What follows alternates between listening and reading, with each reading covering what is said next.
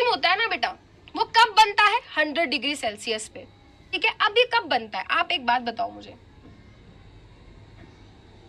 यहाँ पे बेटा लेटेंट हीट का कॉन्सेप्ट आ जाता है। मैं आपको पहले बता देती हूँ। देखो, जब हमारा लिक्विड गैस में कन्वर्ट होता है, ठीक है, जब हमारा लिक्विड गैस में कन्वर्ट होता है ना, तो उस प्रोसेस को हम क्या बोलते हैं बेटा?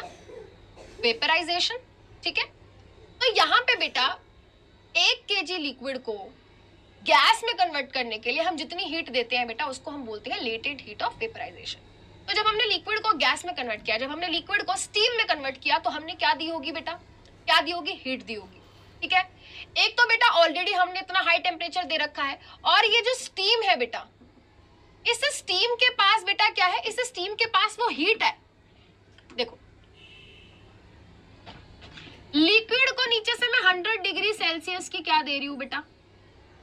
टेम्परेचर दे रही हूं। ऊपर से बेटा हीट इसके अंदर एब्जॉर्ब हो रही है।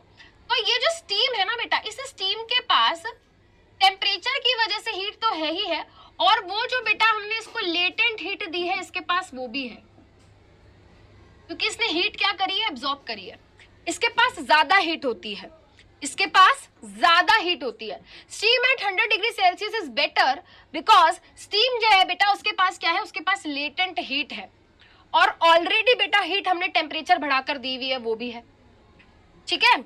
तो ये क्या है बेटा? इसलिए बेटर है। इस तरीके के क्वेश्चंस के लिए बेटा प्रिपेयर रहना है, ठीक है।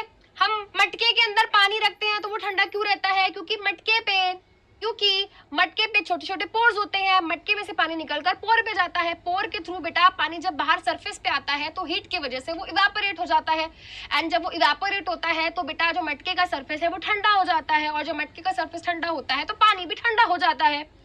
वेट क्लॉथ्स जल्दी सूखते हैं जिस दिन हवा तेज चल रही होती है, as compare to rainy day.